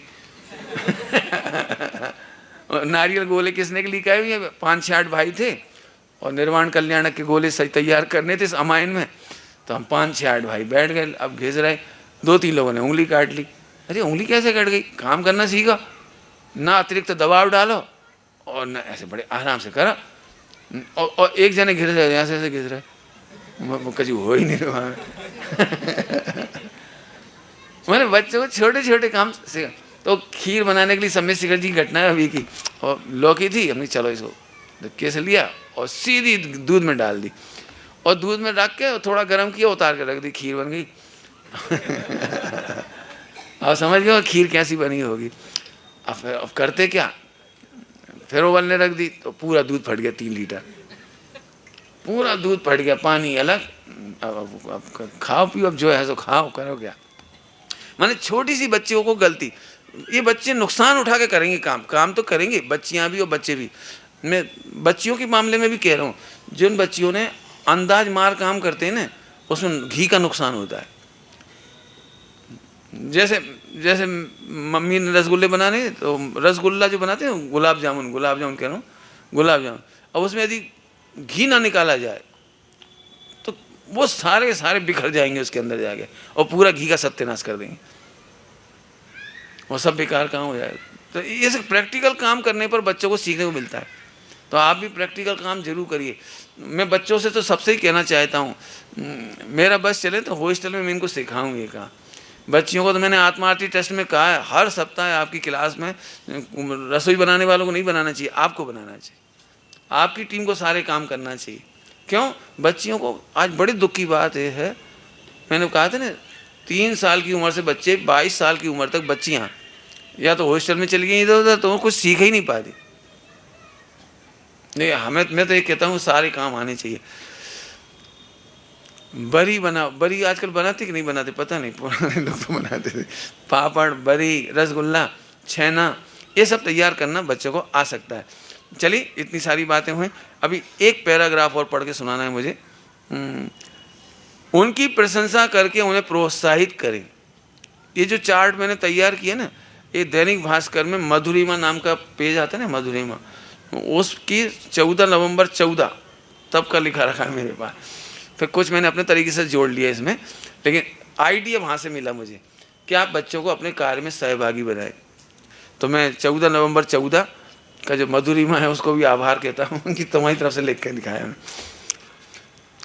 प्रायः बच्चों को, हाँ थोड़ा सा काम और देखिए, प्रायः बच्चों को मिट्टी, लकड़ी, हथौड़ी, कील, कागज के खिलौने बनाना, गड्ढे खोदना, पौधों को पानी देना, झाड़ना बुहारना, बर्तन मांजना, कपड़े धोना। अभी भी 95% महिलाएं बर्तन ही नहीं मांज सकती, मतलब हो सकता मांज लेते होगे वैसे 99 कहूँ तो और ही ज़्यादा अच्छा है। क्यों? राख ही नहीं बची राख नहीं बची। बर्तन वाली बाई आती फिर तो आपको सीखना ही नहीं कुछ। बर्तन वाली आती तो वो उसी के पराधीन है बेचारी। वो माने घी क्या कहना, चिकने बर्तन है, कढ़ाई तो चिकनी रखी है, नीचे काली होती जा रही है, चिपकते जा रहा है सब, तो इकट्ठा ही होता चला जा रहा है। माने बर्तन तो ऐसे होने चाहिए कि नीचे से भी झकाझक कढ़ाई, ऊपर से भी बढ़िया चमक होना चाहिए। और हो सके तो अब क्या करें, मतलब कहना तो नहीं लेकिन कह ही रहा हूँ, मिलेंगे तो नहीं। मैंने अपने घरों में ये बर्तन स्टील के आगे ना, ये बिल्कुल आप पढ़ के देख लो गूगल पे जाके, स्टील के बर्तन स्वास्थ्य के लिए हानिकारक है। एल्यूमिनियम तो खैर जहर ही है, एल्यूमिनियम का तो कोई भूल के भी प्रयोग नहीं करना खाने पीने की चीज़ों में। एल्यूमिनियम हो, हिंडोलियम हो, इनके क्या कहलाते कुकर वगैरह, इनका कभी इस्तेमाल नहीं करना, स्वास्थ्य के लिए पक्के में हानिकारक है। लेकिन अब ये क्या कहें, मुझे इतना दुख होता है, जब नया नया स्टील चला तो घरों में से हमारी नानी दादी बढ़िया बढ़िया कॉपर, बढ़िया बढ़िया परात, उन्हें बेच करके और स्टील के बर्तन ले आए। मुझे तो इतना दुख लगता है, इच्छा ही नहीं होती उन्हें खाने की, छूने की। हो सके तो इस बात का ध्यान रखना, ओरिजिनल लोहे की कढ़ाई की सब्जियां खाओ, उसमें आयरन ऑटोमेटिक मिलता जाता है। कांसे के बर्तन बहुत अच्छे होते थे, जर्मन सिल्वर के बर्तन बहुत अच्छे होते थे, बढ़िया। इन बर्तनों का प्रयोग करो तो बढ़िया बात है। ओरिजिनल पीतल के बर्तन हो उनका प्रयोग करो, वो अच्छी चीज़ है, लेकिन लोहे की कढ़ाई इनसे बचाओ। लेकिन अच्छे से मांजो, राख से मांजो। और राख यदि नहीं मिले, वैसे मिल जाएगी, अभी इतना पंचम काल का अंत नहीं आया राख मिल जाएगी, लेकिन यदि आप लोगे तो मिलेगी। थोड़े से हाथों को तो मेहनत लगती है उसमें, और नहीं मिले तो फिर एक काम जरूर कर सकते हो, क्या कहलाता है, मार्बल पाउडर आता है मार्केट में, मार्बल पाउडर एक 40 किलो की बोरी आ जाती है, आप ला के रख लो, साल 2-3 साल चलेगी आराम से, और सस्ती भी आती है, और उसका इस्तेमाल करो। मैं तो अपने साथ हमेशा राख लेके चलता हूँ, अपनी राख 12 मास ही अपने राख से ही बर्तन मांजता हूँ। यहाँ भी ये ध्यान रखना ना सब लोग, बिना राख के बर्तन जो क्या कहलाते हैं वो साबुन और क्या रहती है, जो भी कुछ विम बार और क्या क्या रहता है। और कई घरों में तो कौन लाए विम बार, निरमा साबुन बढ़िया पाउडर, झकाझक उसने डाला एक में और 3 बार धड़ धड़ धड़, मैंने बर्तन 10 मिनट के अंदर तो धुल के तैयार और रखा गए। लेकिन इनका जो नमक का, क्या नमक नहीं, वो पाउडर का जो क्षार है वो आंतें काटता है, आंतों में घाव पैदा करता है, बहुत भयंकर बीमारियों का कारण है। आप चाहो तो मेरी बात नहीं मानो तो, क्यों सर्वज्ञ की नहीं मानो तो अल्पज्ञ में गूगल है और क्या करें, आप उनकी मान लो, उनसे पूछ लो, अखबार वालों से पूछ लो, डॉक्टरों से पूछ लो, रामदेव की मान लो, जिनदेव की नहीं मानो तो वो राखोड़ की साबुन बना बना के भेज रहा है आजकल, राख की। नहीं, राख है अभी, और नहीं मिले तो मैंने बताया मार्बल पाउडर का इस्तेमाल करो, लेकिन विम का प्रयोग मत करो। लेकिन जब भी आप राख का प्रयोग करोगे और मार्बल पाउडर, तो फिर बास बेसिन में उसका पानी नहीं डालना, बास बेसिन चौक हो जाएगा आपका। भूल करके भी ये गलती नहीं करना, वो सारा पानी स्टोर कर लो और छनिया करके ऊपर का पानी आप यूज कर लीजिए और नीचे का पानी पॉलीथीन में भर करके, गीला कचरा की पेटी आती है नगर निगम की, उसमें डाल दिए समझ गए आप? आगे चलो। तो बच्चों को ये काम बहुत अच्छे लगते हैं, बर्तन मांजना, कपड़े धोना, घर सजाना, मंडप बनाना। बच्चों को घर बनाने का वो बहुत आइडिया होता है, बहुत बच्चों को बनाना सिखाई। छुरी और कैंची के प्रयोग अच्छे लगते हैं। ये खेल बच्चों में सृजनात्मक वृत्ति पैदा करेंगे, बच्चों में जान डालेंगे, बालकों को संतुष्ट करेंगे। अपन सबने बनाए होंगे मेरे ख्याल से, वो एक क्या बनाते थे अपन, घनौंदा रेत में तो मैं से बनाए, किसी ने नहीं बनाया, रेत में घर बनाते थे बढ़िया। डबल स्टोरी बनाई किसी ने कि सिंगल सिंगल? डबल बना के देखना है ना इससे बालक को, ध्यान से सुनो, इससे बालक का गलत रास्ते जाना सहज ही बंद हो जाएगा। बच्चों को आप पेंटिंग ड्राइंग में भी लगा सकते हो, खेल कूद में लगा सकते हो, कीलें ठोकने में लगा सकते हो, लकड़ियों के टुकड़े से, और मार्केट में से खिलौने भी आते हैं आजकल, नई नई चीज़ बनाने की बातें होती हैं, आप देख लेना। मेरा मतलब ये है, बच्चों को अकेला नहीं छोड़ें, वीडियो गेम खेलने नहीं छोड़ दें, कार्टून देखने नहीं छोड़ दें, और बच्चों को गलत संगति में भी गलियों में ना छोड़ें, अपने साथ रखिए। गंदे खेल खेल कर शरीर और मन को गंदा बनाने की अपेक्षा अगर इन खेलों में हाथ पैर और कपड़े भी गंदे होते हैं तो कोई नुकसान नहीं। इन खेलों से शरीर उजला होता है, मन स्वच्छ होता है और तन निरोगी बनेगा। जितने काम ऊपर बताए। सावधान, कार्य में मान अपमान ना तलाशें। ए तू जूता पॉलिश करेगा, ये तू झाड़ू लगाएगा। बच्चों को लेटरिन बाथरूम का काम मैंने नहीं लिखा है, लेकिन कराना चाहिए, सफाई करने की आदत डालें, बाथरूम की सफाई, लेटरिन की सफाई, मेंटेनेंस सिखाना चाहिए उसको। मैंने मान अपमान नहीं लगना चाहिए इसमें, कभी ऐसा नहीं कहना चाहिए इतना गंदा काम तुम नहीं करोगे, नहीं नहीं अपन करेंगे सारा। सावधान, मान अपमान ना सोचें, कार्य में संपूर्णता एवं सुंदरता ना तलाशें। जी बहुत अच्छी बात कहना है मुझे, सभी लोग सुन लो फिर से। माँ और बेटी की या बाप बेटे की इसलिए नहीं बनती है, ऐसी रोटी बनाई, इंडिया का नक्शा, दक्षिण अफ्रीका का नक्शा, कभी नहीं बोलो आप। उसमें उस बच्चे के कार्य में संपूर्णता और सुंदरता ना तलाशें। आपको पता है बच्चा पहली बार हट बनाता है, झोंपड़ी बनाता है पहली बार, कितना खुश होता है, मम्मी देखो हो कुछ नहीं है अब तुम्हारे लिए तो वो हरी नीली लाइन है, पेंसिल की चार इधर इधर ऐसी ऐसी खड़ी। अरे उसने पहली बार एक मकान बनाया है, उसका बस चले तो उसमें जाके रहने लगे हो उसने पहली बार आकाश की कल्पना की है, बादलों की, पक्षियों की कल्पना की है, उसने पहली बार एक झाड़ की कल्पना की है, पहाड़ और नदियों की कल्पना की है। आप कल्पना भी नहीं कर सकते उसने विश्व कप जीतने जैसा आनंद लेता है वो। लेकिन जनरली जब भी वो बच्चा आता है ना, बड़े खुशी खुशी, पापा पापा एक चीज़ बताएं। हाँ बताओ बेटा बताओ, मेरी ड्राइंग बुक देखो। हाँ क्या है खुशी खुश कहाँ है, जाने कहाँ से तेरे को गुड मिल गया इसमें आप समझ गए कुछ? बच्चों को आप, फिर से कह रहा हूँ तीसरी बार, बच्चों के कार्य में संपूर्णता और सुंदरता न तलाशें, एवं भय एवं ज्ञान की अल्पता न देखें। उस बालक का उत्साह तो देखो जो छोटे छोटे कार्य करने से कितना प्रसन्न होता है, उसे मिलने वाले उस संतोष को देखो जो उसे स्वर्ग प्राप्ति का सा आनंद देते हैं। उसके सामने से स्वर्ग का आनंद भी कुछ नहीं। इसलिए बच्चों के जितने काम हो उनकी आप तारीफ जरूर करिए। घड़ी में टाइम हो गया, आप कहो तो 5 मिनट ले लूँ, नहीं तो फिर कल 1 घंटा लग जाएगा। ले लूँ कि नहीं लूँ?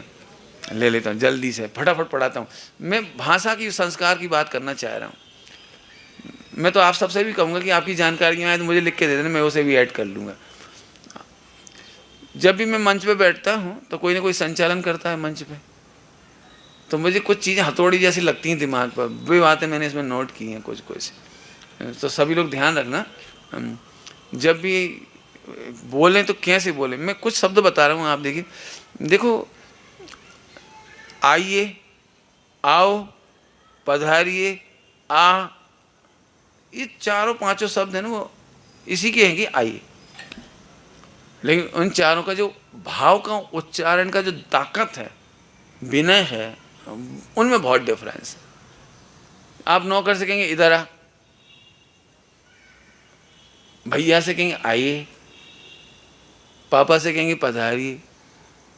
जैसे मैं अंतर इसलिए कह रहा हूँ कि जैसे ग्रैंडफादर को भोजन करने के लिए बुलाना है, तो मम्मी बेटे से ये नहीं कहे बुला ले, तो नौकर को बुलाया जाता है। मम्मी बेटे से ये ना कहे कि जब दादा को बुला ला, दादा को बुलाना नहीं है, दादा को भोजन के लिए आमंत्रित करो। ध्यान रखना मैं शब्द क्या बोल रहा हूँ, भोजन के लिए आमंत्रित करो। रिश्तेदारों को निमंत्रित करते हैं, लेकिन घरों में उनको आमंत्रण देते हैं। रोटी दिया, दादा को रोटी दिया, रोटी परोस कर आओ, दोनों फर्क है। समझ गए आप? तो कई बार यहाँ से मंच संचालन जब होता है ना, कहीं पर भी, अभी मैं वहाँ भी सुन रहा था, गजपंथा में भी और वहाँ पर भी, देवलाली और भी सभी जगह, मैंने श्रीमान धीमानों को, विद्वानों को, सेठों को, ऐसे हम उनसे कहते हैं या हम उन्हें पुकार रहे हैं, वो मंच पर आए। भैया नौकर आता है। मैंने कौन कौन से शब्द दिखे, देखो, पधारिए कहिए आप। और जाने के लिए क्या कहो, किसी को जाने के लिए कहना है तो, अब ये शब्द थोड़ा खराब सा लगेगा लेकिन है बहुत अच्छा। शुद्ध हिंदी का शब्द है सिधारो।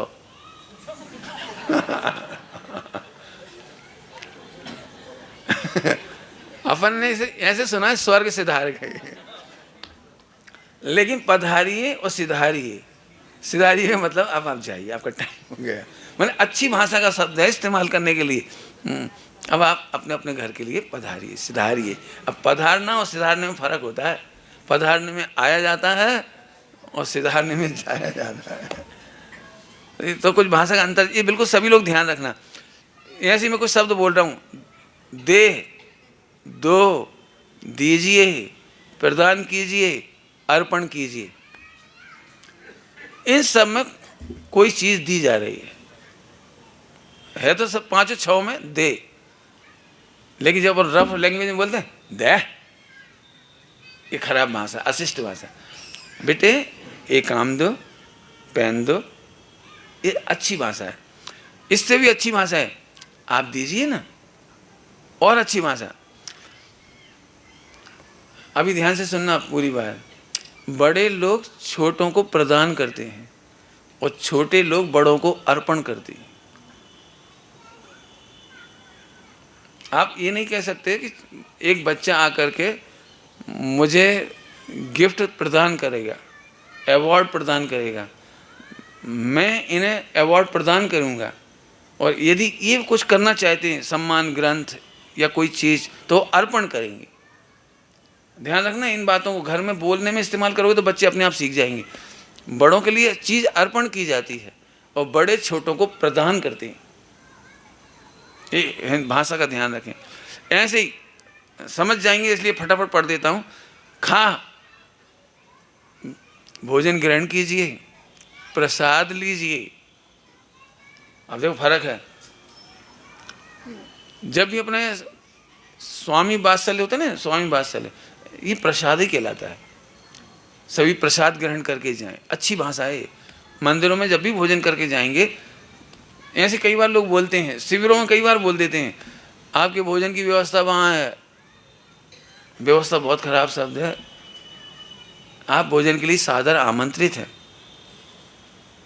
सभी साधर्मी भाइयों के लिए भोजन के लिए आमंत्रित, माने अच्छी भाषा, बहुत अच्छी भाषा बोले। आगे एक शब्द और है, पूज्य, आदरणीय, पूजनीय और परम पूज्य। ये सब आदर सूचक शब्द हैं। लेकिन मैं तो केवल लंबी व्याख्या नहीं करना चाहता, इसे शॉर्ट में बोल रहा हूँ। कई बार साली ने जीजाजी को पत्र लिखा, परम पूजनीय जीजाजी। अब जब परम पूजनीय माने परम, समझ गए ना क्या बोल रहा थी वो? डिग्री होती है ना, डिग्री सुपरलेटिव। जब सुपरलेटिव डिग्री तुमने जीजाजी में लगा दी तो अपने पति के लिए क्या बचा? और जब पति के लिए सुपरलेटिव लगा दोगे तो फिर भगवान के लिए क्या बचा? ध्यान रखना, परम पूजनीय केवल अनंत भगवान होते हैं। पूजनीय हमारे माता पिता होते हैं, गुरुजन होते हैं। बाकी लोक में और जो बराबरी की उम्र वाले होते हैं वे पूजनीय नहीं होते, वे आदरणीय होते हैं। वे आदरणीय होते हैं। हर कोई नहीं लिख दोगे यार।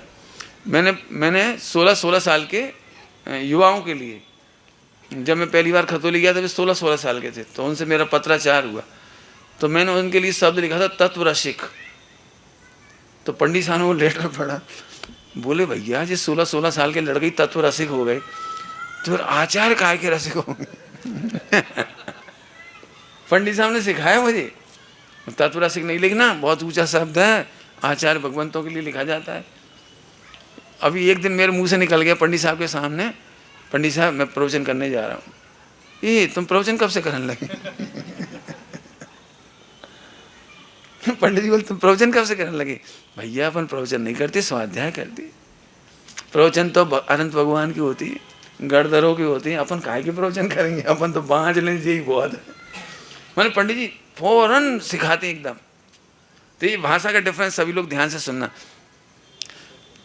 एक शब्दावली और है, प्रणाम, नमस्कार, नमस्ते, जय जिनेन, इच्छामि, वंदामि, इच्छाकार, वंदना, नमोस्तु।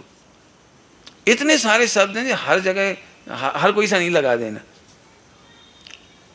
आप स्कूल जाते हो, टीचर के लिए आप नमस्ते कह सकते हो, नमस्कार कह सकते हो बड़े जनों के लिए, लेकिन नमोस्तु नहीं कह सकते। नमोस्तु दिगंबर मुनि भगवंतों के लिए कहते हैं अपन, याद रखना हो। ऐसे ही इच्छामि, जो वर्णी वगैरह होते हैं उनको इच्छाकार कहते हैं। 8वीं प्रतिमा उनको इच्छाकार कहते हैं। 7वीं प्रतिमा धारी हो तो इनको वंदना बोलते हैं। ब्रह्मचारी वगैरह होते हैं इनको वंदना कहते हैं।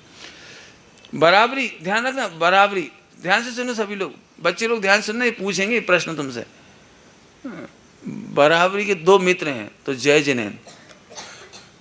हमने कोटा गए, युगल जी बाबूजी को बोला जय जिनेन, सो नाराज हो गए, क्यों? मैं तुम्हारे बराबर का हूं।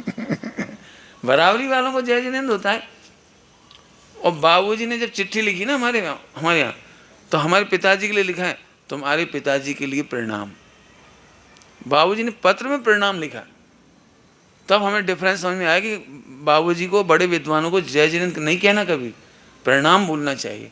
तो हम फिर बाबूजी के पास जाते थे तो उन्हें हमेशा प्रणाम बोलते थे। बाबूजी ने अंतर सिखाया। नमोस्तु, नमस्ते, नमस्कार, प्रणाम, इन सबका डिफरेंस जरूर समझना। इच्छामी और बंदामी, आदिकाओं को बंदामी बोलते हैं और छुल्लक एलक वगैरह हों उनको इच्छामी बोलते हैं। ये बात का ध्यान रखना। अभी एक अंतिम बात और कहने की इच्छा है। नींद आ रही क्या आपको? नहीं आ रही? तो फिर एक बात और कह देता, फिर अपन चलते हैं। भाषा की बात है ना, तो एक थोड़ा अब देखो, अभी ये सब जो भाषा थी ना, ये औपचारिक थी। इन सब से भी एक बहुत अच्छी भाषा होती है जो हृदय के निकट होती है। मैं दिल के करीब नहीं कहना चाहता, बहुत बेकार लगता है वो। हृदय के नज़दीक होती है। और सुनना सभी लोग, और सबसे ज़्यादा झगड़ा इसी में होता है। और सबसे अच्छी भाषा होती है, वर्ल्ड की सबसे अच्छी भाषा, उसका नाम है अनौपचारिक भाषा। अनौपचारिक भाषा में जल्दी जल्दी सुना देता हूँ, बच्चे लोग ध्यान से सुनना, क्योंकि सबको काम आएगी ये। आप कभी फ्रेंड के घर जाते हैं ना तो मित्र की मम्मी आंटी कितने अच्छे से बोलती है तो आपको बहुत अच्छा लगता है, और अपनी मम्मी कैसे बोलती है तो अच्छा नहीं लगता। अपनी मम्मी तो जब देखो जब प्राण खाती है, जब देखो जब खाएं खाएं चिल्लाती है। तो ये नहीं समझना, जो जितने नज़दीक होते हैं ना उनको अनौपचारिक भाषा होती है। गुरु शिष्य यदि अत्यंत नज़दीक होंगे तो अनौपचारिक भाषा बोलेंगे। सास बहू यदि नज़दीक होंगी ना तो सास कभी ऐसे नहीं बोलेगी जरा आइए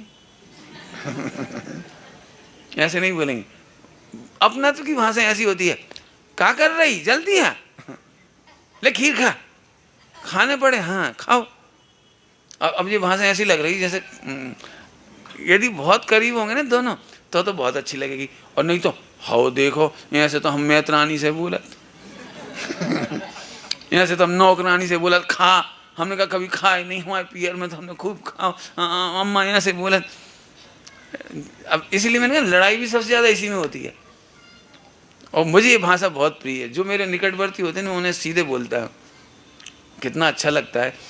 कभी आपके घर में मेहमान आते हैं, ख़ास तौर से सगी बहन, और भी आती है ना, सगी बहन की बात कर रहा हूँ, तो आप उनसे बार बार औपचारिकता करते हो, बहुत दिनों बाद आई जिज्जी का बना दें, का खा लो जी ले लो बोल, तो वे कहती कैसे कर रही तुम, अपना घर है वो, हम तो उठा खा लें। और वे बैठ गई वहाँ पे, क्या कहलाती हो देरी पे, और भाई वहीं लगे बैठ कर खाने लगी, मन घर जैसी बात है। तो ये अच्छा लगता है अनौपचारिक, लेकिन ध्यान रखना अनौपचारिक में भी एक मर्यादा है। यदि आप रिश्तेदार हैं तो भले ही आप कह दो हम तो बना के खा लेंगे, हम तो उठा के खा लेंगे, हम तो मांग लेंगे, लेकिन उठा के खाइयो नहीं मैंने अनौपचारिक भाषा तो बहुत अच्छी लगती है। अब कल्पना करो वे जिज्जी आई और थोड़ी देर बाद में से केला निकाल के खा गए, फिर थोड़ा सा नमकीन खा गए, इधर से मीठो खा गए, उधर से नींबू को पानी बना ला, फिर गुड़ निकाल के खा गए। तो फिर शुरुआत तो थोड़ी अच्छी लगेगी, लेकिन एंड बहुत ख़राब होगा। अगली बार जब भी आएंगे ना तो जगह जगह ताले लगाने पड़ेंगे मैंने ये आपकी इंसल्ट है, ये आपकी बेइज्जती है। लेकिन एक बात ध्यान रखना, मैं फिर से वापस आ रहा हूँ, अनौपचारिक भाषा गुरु शिष्य के बीच में होना आपका महापुण्य का उदय है। सास बहू के बीच में अनौपचारिक भाषा होना, इसके महत्व पर तो 1-8 घंटे लेक्चर होना चाहिए। मैंने ब्रह्मचारियों की प्रेरणा लिखा, एक लेख लिखा, उसमें इसको बहुत विस्तार से लिखा है। आप बताओ 25 साल पुरानी सास बहू और मेहमानों के सामने बिल्कुल ऐसे बोल रही आप क्या खाना पसंद करेंगी, तो समझ जाएंगे रिश्तेदार कि इन दोनों में दूरियां बहुत हैं।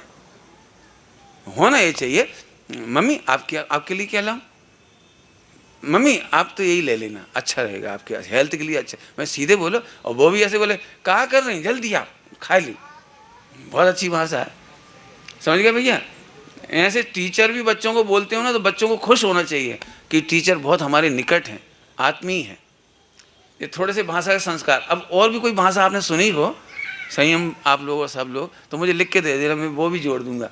मैं चाहता हूँ कि बहुत मिस्टेक होती है भाषा संबंधी, तो कुछ बातें तो हमने बताई हैं, बाकी बातें आप समझदार हो, पढ़े लिखे तो हो ही सब, तो इसलिए और भी कमियां हो तो दूर करना। और बच्चों को टोकने में बिल्कुल आप बच्चों को फ़ौरन बताइए इसका भाव अलग है बेटे, ऐसे नहीं बोलना है अपने को। ओम नमः शिवाय। लौकिक जीवन भी कितना मंगलमय हो। पालक बालक संस्कार सीरीज आप देख रहे हैं, आज का ये तीसरा एपिसोड आपने देखा। ये पालक बालक संस्कार जो है अपना क्रम से चलता रहेगा। एक प्रश्न मेरे पास आया है, जब बच्चा किसी भी बात की जिद करता है और वो उस काम से उसको नुकसान हो सकता है, तो माँ उसे मना करती है, फिर भी बच्चा वही कार्य को बराबर करता है तो माँ उसको मार देती है। तो वह ऐसा क्या करे कि उस बच्चे को मारना भी ना पड़े और बच्चा समझ भी जाए? बच्चे को काम करने के लिए कहो कि आप करो, लेकिन 2 दिन बाद, 1 दिन बाद, 6 घंटे बाद, माने आप उसे टाइम दे दीजिए तो उसे सोचेगा। तात्कालिक जो कसाई होती है ना, काम करने का जुनून, वो ठंडा हो जाना चाहिए। जैसे वो अभी करना चाह रहा है, अभी मना कर दिया तो बच्चा समझने के लिए तैयार ही नहीं होगा। इस बीच में आप बच्चे से बातें करिए और बच्चे पर बिल्कुल गुस्सा मत दिखाइए कि तू गलत काम करने जा रहा है। बोलो ही मत कि तू गलत करने जा रहा है, तू हाथ कट जाएंगे, करंट लग जाएगा, तू जल जाएगा, मर जाएगा, कुछ मत चिल्ला। आओ, ओके, आज तुम बहुत अच्छा काम सोचा, बिल्कुल यही करेंगे अपन। आओ, तुम कहाँ गए थे, किससे मिल के आए, कहाँ देखा, धीरे धीरे बातचीत करिए उसे। अच्छा, वो अब समझ में आया। अब आप उसे बड़े प्रेम से समझा सकते हो, बेटे उनके यहाँ वो चीज़ खाई जाती ना, इसलिए ऐसा करते हैं, उनके यहाँ ऐसा काम इसलिए होता है, अपने यहाँ नहीं होता बेटे। देखो इस काम को अपन करेंगे तो इस तरह से लॉस होगा। अच्छा तुम करके देखो, जैसे मान चलिए वो ज़बरदस्ती फिर भी हाथ लगा रहा है, तो अर्थिंग होती ना, अर्थिंग वायर, तो थोड़ा सा उसे टच करो, देखो बेटे ऐसा करंट लगेगा फिर आपको। देखो कभी हाथ मत डाल देना इसके अंदर, और कभी लोहे की कील मत घुसा देना, 3 पिन में क्या कहलाता है वो ऐसा नहीं करना बेटे। तो बच्चा जिंदगी भर के लिए पाठ सीख जाएगा। मैं ये कहता हूँ थोड़ी देर के लिए हानि भी हो जाए ना, जैसे हाथ चिक जाए, जैसे गरम गरम बर्तन पे, तो एक इतना सा हाथ चिका दो उसका, थोड़ी देर के लिए, थोड़ी सी देर के लिए तकलीफ होगी, लेकिन जिंदगी भर के लिए सीख जाएगा कि ये गर्म चीज़ ऐसे नहीं पकड़नी है। अब कौन सा काम है जो बिल्कुल गलत है वो मुझे लिख के देना, तो मैं उसी का काम बताऊंगा कि इसको अपन इस तरह से बात करेंगे बच्चे से। एक बात अच्छी तरह समझ लो, बच्चे जिद्दी नहीं होते, लेकिन जब हम टोटल ऑर्डर देते हैं ना, या हम अपना निर्णय थोपते हैं, तो फिर बच्चा जिद्दी हो जाता है। फिर से बोल रहा हूँ, आप अपने निर्णय को उस पर थोपिए मत, उसे क्लू दीजिए, उसे पॉइंट दीजिए सोचने के लिए, उसके इस विचार शक्ति को बढ़ाइए। बच्चा बहुत समझदार होता है। यदि बच्चे को समझ में जाता है ना कि हार्मफुल है, तो कभी नहीं करेगा वो। ऐसा कोई काम बताना, मैं उसके बारे में और स्पष्ट बता दूंगा कि इस संबंध में हमें क्या करना चाहिए। एक प्रश्न मेरे पास सुबह आया था, भैया के माध्यम से आया मेरे पास तक सबके, कि ऐसे अच्छे संस्कार दे देंगे तो लोग तो खा जाएंगे, लोग तो दबाएंगे उसे, लोग तो फला कर देंगे। तो हीरो के गुणों में मैंने एक बात कही थी कि उसका अंत अच्छा होता है। आप क्या चाहते हो, महावीर भगवान का अंत अच्छा हुआ, आचार्य कुमकुम स्वामी का अंत अच्छा हुआ, पारसनाथ भगवान का अंत अच्छा हुआ। आप नहीं चाहते आपके बच्चे का अंत अच्छा हो? शॉर्टकट नहीं है जिंदगी में, सफलता का कोई शॉर्टकट नहीं। यदि आप चाहते हो ना बच्चा उन्हीं बच्चों जैसा मिलकर के चालाक बन जाए, कपटी बन जाए, बेईमानी करे, जल्दी करोड़पति अरबपति बन जाए, तो फिर आप गलत हो और बच्चे बहुत दुखी होंगे। वर्तमान में थोड़ा आप स्टडी कर लो न्यूज़पेपर की, तो इस समय 90% से भी ज़्यादा लोग शॉर्टकट के चक्कर में हैं। दिन रातों रात करोड़पति बनना चाहते हैं, अरबपति बनना चाहते हैं, और इस चक्कर में करोड़पति अरबपति लोग भी मिट रहे हैं। लाखों करोड़ों रुपए में, अरबों रुपए में खेलने वाला तुम्हारा अनिल अंबानी दिवालिया हो गया। कौन सा नीरव मोदी वहाँ बैठा है, विजय माल्या वहाँ हैरान हो रहा है। देश में कितने लोगों ने आत्महत्या कर ली इस सट्टेबाजी, कमोडिटी और क्या क्या कहलाता तुम्हारा चिट फंड, और 1 साल में डबल, 6 महीने में डबल, 2 साल में डबल। आप अपने बच्चे को ये समझाएं कि तात्कालिक प्रसन्नता, तात्कालिक आनंद लंबी नहीं होती।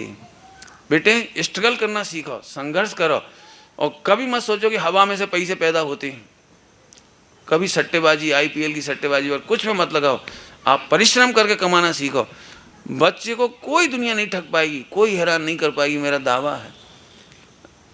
आप बच्चे को गलत रास्ता, जो कि लोग अपना रहे हैं 90% लोग, यदि उस गलत रास्ते पर बच्चा जाएगा तो बहुत जल्दी आपको बहुत दुख होना। तब बच्चा दिवालिया हो सकता है, करप्ट हो सकता है, जेल में जा सकता है, मारपीट कर सकता है, लड़ाई झगड़ा कर सकता है, चक्कू चला सकता है। कुछ ना कुछ ऐसा ज़िंदगी में तूफान आएगा कि आप ज़िंदगी भर दुखी होंगे। और आप देखना चाहो तो 1 महीने का अखबार ले आओ, मैं आपको ऐसे माता पिता बताता हूँ जो बुरी तरह से परेशान। इसलिए आप अपने बच्चों को बिल्कुल यही रास्ता बताइए जो ये बता रहे हैं। एक न एक दिन बच्चा आपका भगवान बनेगा, इससे बड़ी शुभकामना मैं नहीं दे सकता। अब पूछो क्या पूछ रहे, बैठे बैठे पूछ। वो मेन प्रश्न तो यही था कि लोग ये कहते हैं कि हम तो जिंदगी भर कर करके मर गए और हमें मिला कुछ नहीं, मिला ना, तो क्या करें, उसका उत्तर आपने दे दिया। अच्छा। दूसरा प्रश्न ये है कि 2 बातें हैं। एक तो ये कि जैसे बच्चे होते हैं तो एक कॉमन हमारा क्राइटेरिया होता है कि भैया बच्चे के नंबर कितने आए, हाँ। उससे हम इसका निर्णय करते हैं भैया बच्चा कितना समझदार है, कितना बेवकूफ है। तो एक तो उसके बारे में भी थोड़े से आप सुबह बताई थी बात। हाँ, मतलब आज सुबह बात चली थी ये मैंने, बच्चे डिग्रियों से बड़े नहीं होते, टैलेंट से बड़े नहीं कहलाते, और नौकरी भी नहीं मिलती इन चीज़ों से, वो भी नहीं मिलती। और मेरा बहुत जल्दी मेरे को 1 घंटा लेना ही इस सब्जेक्ट पे जो आप कह रहे हो, शिक्षा के बारे में कल भी सारा किया था, आज सुबह भी सारा किया था कि 1 घंटा अपनी पार्लियामेंट में इस पर डिस्कशन होने चाहिए, बिल्कुल खुले राउंड में सम्मेलन ही होने चाहिए इस पर। भले हम किसी की बात ना माने, लेकिन हमें विचार मंथन होना चाहिए। मैं इस पर चर्चा करने वाला हूँ और बच्चों को कैसे नौकरी मिलती है ये भी बताने वाला हूँ। इन बच्चों को भी काम आएगी जो हॉस्टल में पढ़ रहे हैं, बच्चों को कैसे नौकरी मिलेगी इस संबंध में भी बताएंगे।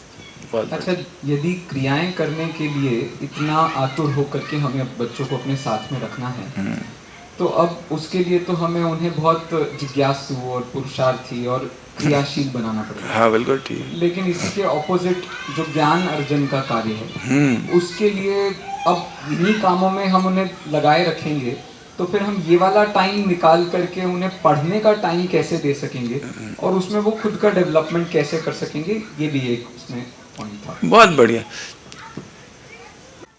मैंने इसके लिए भी एक शेड्यूल बनाया है बच्चों के लिए। अभी एक विद्यालय ने बहुत रिजिडली टाइम टेबल सेट किया है, रिजिडली, कि बच्चों को आप 8 या 9 बजे सुला दो, सुबह 3 बजे जगाओ। अभी 15 दिन पहले के अखबारों में ही है, कहीं विदेश का है शायद, विदेश का है, और बहुत रिजिडली उन्होंने कहा बच्चे क्या करते हैं, रात को 12 बजे तक पढ़ रहे हैं, तो उस समय वो मोबाइल कितना चला रहे हैं और पता नहीं फालतू बातों में क्या कर रहे हैं, क्या क्या देख रहे हैं।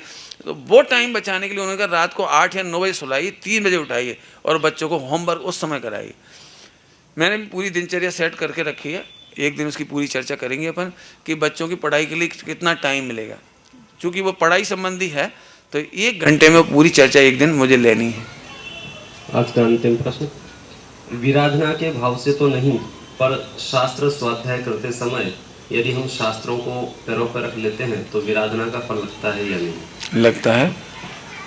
लगता है। मैं तो इसमें एक बात और भी कहता हूँ, मात्र ग्रंथ ही नहीं, सबसे पहली बार 30 साल पहले पंडित साहब के सामने जब मैं गया था वहाँ, तो कॉपी लिखते थे ना, कॉपी, तो वो मैंने पैरों में रख ली। तो पंडित साहब से मैंने मुखारबिंद से पहली बार ये शब्द सुना था, ये डायरी कॉपी भी हस्तलिखित ग्रंथ है। आप ग्रंथ की बात, दिव्य ध्वनि की बात, जिनवाणी की बात आप हाथ से लिख रहे हैं, तो उसे भी इस पर मत रखिए। आप पंडित जी साहब के सामने कभी भी कोई यहाँ नहीं रख सकता, तो ग्रंथ भी यहाँ नहीं रखना, और सामने कोई तख्ती रख लो, आप कोई ना कोई चीज़ रख लीजिए, मैंने साधन अपना खुद रखिए और जिनवाणी का आदर बराबर करते रहिए। बहुत अच्छा। अभी हम और आप एक और वंदना भैया जी, मुझे ये पूछना है कि बच्चे को गर्भ में ही ऐसा क्या संस्कारित करें कि अपने जैन धर्म के लिए और अपने परिवार के लिए वो कुछ योग्य काम कर। इसके लिए भी 1 घंटा रखा है लेकिन मैं पहले बचना चाहता था इससे, लेकिन पूछा है तो मैं 1 घंटा इस पर बता दूंगा। अपना जो पालक बालक संस्कार सीरीज चल रही है उसमें कभी ना कभी एक दिन का प्रवचन गर्भ संस्कार पे आ जाएगा, इसलिए कोई भी एपिसोड आप मिस ना करें। सुबह ठीक 7:15 बजे पूजन प्रारंभ होगी और 8:30 बजे से यहाँ आध्यात्मिक पाठ, और ठीक 9 बजे से आप कोशिश कीजिए इस सभा को अपन आध्यात्मिक सभा जैसा 8:45 तक तो किसी भी कीमत पे आप यहाँ आ जाएं, तो ठीक 9 बजे हम यहाँ प्रवचन प्रारंभ कर सकें सुबह के। अभी जिनवाणी स्तुति। निज निधि निज में बताई अनंत उपकार है, उसके लिए जिन आई वंदना सतबार।